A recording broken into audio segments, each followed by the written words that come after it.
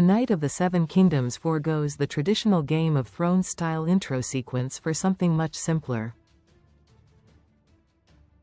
The intro for Game of Thrones revolutionized modern television intros and is probably one of the few that almost all fans watched every single episode, no matter how many times they saw it. It was such a great intro that people were only mildly frustrated when House of the Dragon reused the same song and style for its own title sequence. Naturally, most people assume A Knight of the Seven Kingdoms would follow the same pattern. Turns out the 6-episode series has gone in a different direction. A Knight of the Seven Kingdoms uses a title card instead of an elaborate opening credits sequence. The title sequences for Game of Thrones and House of the Dragon are elaborate intros, filled with the track Game of Thrones theme, composed by Ramin Djawadi. In Game of Thrones, we soar over a map of Westeros and Essos as castles and forts spring up out of the flat landscape like a pop-up book. In House of the Dragon, the song plays over a rocky sculpture as blood flows from one Targaryen sigil to the next, representing the flow of the bloodline. In both cases, the intro is thematically resonant with the series. Things change in A Knight of the Seven Kingdoms, however. In the new series, all we have is a title card, there is no intro. A Knight of the Seven Kingdoms floats atop the scene in a medieval topography and then just as quickly floats away.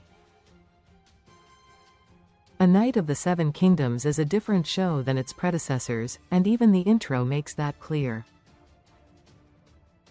A Knight of the Seven Kingdoms not having an opening credits sequence links to Dunk. Ira Parker, former writer for House of the Dragon and the co-creator of A Knight of the Seven Kingdoms, explained the decision to have a simple title sequence, saying, "All decisions came down to Dunk, trying to channel the type of person he is into every aspect of this show, even the title sequence, via EW." Subscribe to the newsletter for TV intro insights. Want deeper context on choices like A Knight of the Seven Kingdoms minimalist title card?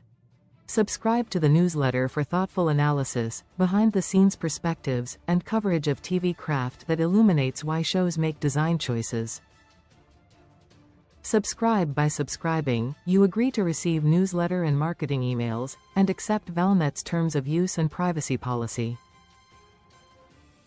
You can unsubscribe anytime. He went on to say, the title sequences on the original Game of Thrones and House of the Dragon are big and epic and incredible. Ramin Djawadi's score is orchestral and large and beautiful.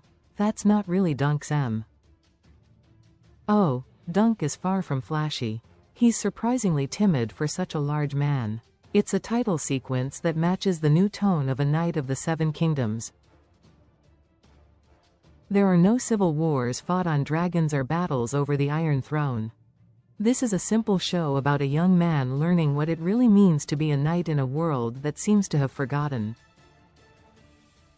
9.3, 10 A Knight of the Seven Kingdoms 10 stars 9 stars 8 stars 7 stars 6 stars 5 stars 4 stars 3 stars 2 stars 1 star. Like followed TVMA drama action fantasy. Release date January 18, 2026. Network HBO. Showrunner Ira Parker. 4 images. Close cast. See all. Peter Claffey, Esser, Duncan Dunk, The Tall, Dexter, Saul, Ansel, Egg. Where to watch. Close. Where to watch. Streaming directors Owen Harris. Writers George R.